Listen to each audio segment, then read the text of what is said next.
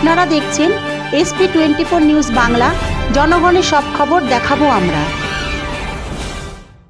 শ্রীরামপুর লোকসভা কেন্দ্রে তৃণমূল কংগ্রেসের প্রার্থী কল্যাণ বন্দ্যোপাধ্যায়কে 3000-এরও বেশি ভোটে উপহার দেবে বৈদ্যবাটি পৌরসভার 20 নম্বর ওয়ার্ড থেকে। এ বিষয়ে কি বললেন বৈদ্যবাটি পৌরসভা 20 নম্বর ওয়ার্ডের পৌর সদস্য হরিপদ পাল। দাদা, শ্রীরামপুর লোকসভার বিভিন্ন জায়গায় ডানকুনি থেকে আরম্ভ করে শ্রীরামপুর ইসরা সমস্ত জায়গায় আমরা ঘুরলাম। প্রত্যেকভাবে শান্তি শৃঙ্খলাভাবে সুস্থভাবে ভোট গেল। বিশেষ করে আপনার বৈদ্যবাটি পৌরসভা আপনার ওয়ার্ডে কী বলছে? দেখুন, আমাদের এখান থেকে মানুষ যেভাবে সুযোগ সুবিধা পেয়েছে, লক্ষ্মীর ভাণ্ডার থেকে শুরু করে কন্যাশ্রী, যুবশ্রী, রাস্তাঘাট, পানীয় জল, মমতা বন্দ্যোপাধ্যায়ের যে উন্নয়ন, সেই উন্নয়নমূলক কাজকর্ম প্রত্যেকটা মানুষের বাড়িতে কোনো না কোনোভাবে কারো কাছে গেছে। সে সবুজ সাথী সাইকেল হোক, স্বাস্থ্যসাথী হোক, চাই লক্ষ্মীর ভাণ্ডার হোক, সবাই কিছু না কিছু তারা সুযোগ সুবিধা এই সরকার থেকে পেয়েছে। তাই আমাদের দৃঢ় বিশ্বাস, আমাদের এই 20 নম্বর ওয়ার্ড থেকে কমসে কম আমরা 3000 ভোটে লিড দেবো। বিরোধী পার্টি বিশেষ করে সিপিএম থেকে আরম্ভ করে বিজেপি কেউ 1 ইঞ্চি ছাড়ার জন্যে চোর হাঁটছে না, কিন্তু আজ যেভাবে লোকসভা শ্রীরামপুরে যেভাবে আপনারা দাঁড়িয়েছেন, যেভাবে কল্যাণদার পাশে প্রার্থী হিসেবে, কতটা আশাবাদী কল্যাণদার? এখান থেকে কল্যাণদা আগের বারে যা আছে তার ডবল ভোটে জিতবে। এখানকার পুরো সারাপুলি কেন্দ্রের সমস্ত মানুষ শুধু সময়ে অপেক্ষা রেখেছে। কেননা এইভাবে একজন বাংলার মুখ্যমন্ত্রী দিন রাত সাধারণ মানুষের জন্য যেভাবে চেষ্টা চলে যাচ্ছে, পাশে থাকার জন্য চেষ্টা করে, শীত গ্রীষ্ম বর্ষা শুধু একমাত্র তৃণমূলকেই পাশে পাওয়া যায়, অন্য কোনো দলকে না। এই ভোটের সময় যারা এখন রয়েছে রাস্তায়, সিপিএম বলুন, কংগ্রেস বলুন, বিজেপি বলুন, ভোট শেষ হয়ে গেলে তাদেরকে আর খুঁজে পাওয়া যাবে না। মানুষ জেনে গেছে যে সব সময় 24 ঘন্টা তৃণমূলই পাশে থাকে, তাই ভোট মানুষ তৃণমূলকেই দিচ্ছে। না, আপনাকে তো দেখা যায় যে 12 মাস বিভিন্ন সমাজমূলক কাজে মানুষের পাশে থাকেন, তো ওই হিসেব নিয়ে কিন্তু এখান থেকে ভোট কল্যাণের কতটা? এখান থেকে আমরা টার্গেট রেখেছি কমসে কম 3000 ভোটে আমরা এখান থেকে লিড দেবো। আর টোটাল শ্রীরামপুর কেন্দ্রে এবারে বিজেপি 3য় স্থানে যাচ্ছে, এটা আপনারা লিখে নেন, রেকর্ড করুন আমার কথাটা। 2nd পজিশনে সিপিএম আছে। বাংলায় 42টা সিট, কতটা আশাবাদী? আমরা 35 থেকে 36টা কনফার্ম। কিন্তু অমিত শাহ বলে গেছিলেন যে আমরা 30টা উপরে দখল। সে তো আগের বারে ওটা বলেছিল আপকি বার 200 পার, কিন্তু মানুষ কি দেখতে পেয়েছিল? 70-75-এ নেমে 75 থেকে আস্তে আস্তে 70-এ নেমে চলে এসেছিল। এবারও বলছে 400 পার। আসলে 400 পারটা মানুষকে বোঝানোর চেষ্টা করেছিল, ডিজেল 400 করে দেবো, 1000 টাকা গ্যাস সিলিন্ডার করে দেবো, ডিজেল পেট্রোল 200 করে দেবো। এইগুলোর একটা 200 ওরা কোনোদিনই মানে 400 যে বলছে ওটা 400 পার হতে পারবে না। 200 গন্ডি এবার ভারতবর্ষের টোটালে পারবে না।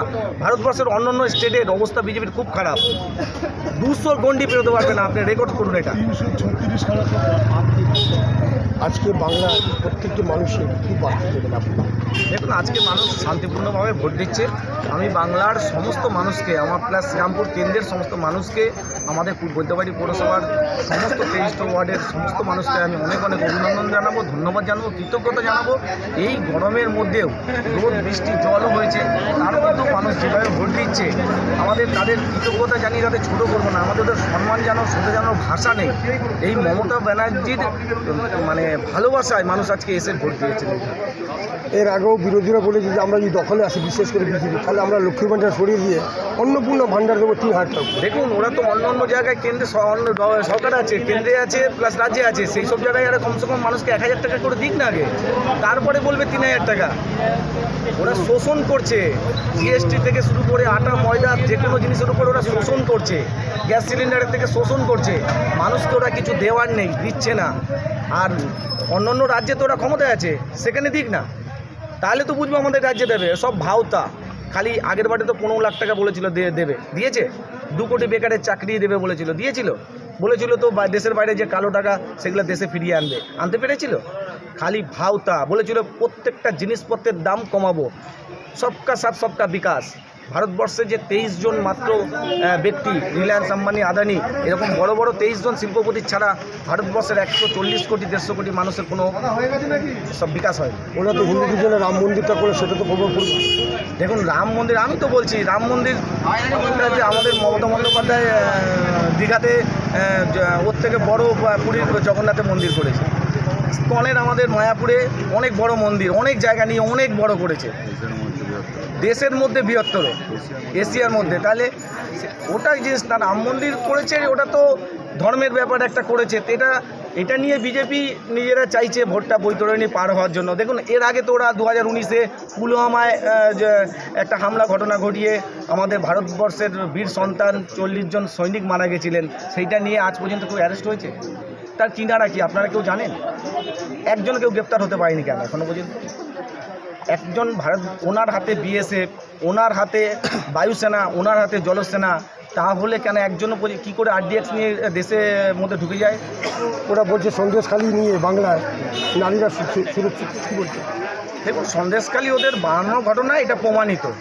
আজকে আমাদের বাংলার মহিলাদের সম্মান আজকে সারা ভারতবর্ষের কাছে জলাঞ্জিত দিয়েছে, ওদের অসম্মান করা হয়েছে বাংলার মহিলাদের।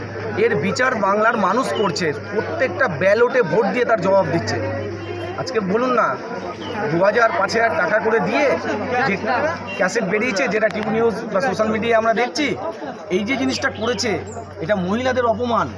এই অপমানের শোধ বাংলার মুখ্যমন্ত্রী একজন মহিলা, আর বাংলার আমাদের সাধারণ মানুষ মা বোনদের জন্য যা করেছেন, তার শোধ ব্যালট বাক্সে দিচ্ছে। কিছুদিন আগে দেখা গেল সন্দেশখালীতে কিছু মহিলাদের নিয়ে ওরা একটা সভা করেছিল, বদ্যিপাটি, শেওড়াফুলি, শ্রীরামপুরে। এটা নিয়ে কি? এটা আমার জানা নেই, করতেই পারে। দেখুন, আজকে 2011 সালের পরে অন্তত এটা প্রমাণিত যে সমস্ত রাজনৈতিক দল যে কোনো জায়গায় সভা করতে পারছে। আজকে গালাগাল বলুন বা সমালোচনা বলুন, তারা করতে পারছে। এই যে স্বাধীনতা, এটা একমাত্র মমতা ব্যানার্জি এনে দিয়েছে। ওনাদের সকল দলকে কৃতজ্ঞতা জানানো উচিত মমতা বন্দ্যোপাধ্যায়কে। আমরা তো দেখেছি সিপিএমের 34 বছর আমলে কেউ চায়ের দোকানে সিপিএমের গণসংহতি পেপার ছাড়া বর্তমান পেপার পড়তে পারতো না। আজকে বলুন না, যে কেউ ট্রেনে বাসে সব সমালোচনা করতে পারে, সে ভালো হোক আর মন্দই হোক। এই যে স্বাধীনতা, এটা তো মমতা বন্দ্যোপাধ্যায় এনে দিয়েছে 2011 সালে। আমার নাম হরিপদ পাল, আমি বৈদ্যবাটি পৌরসভার 20 নম্বর ওয়ার্ডের একজন পৌর প্রতিনিধি।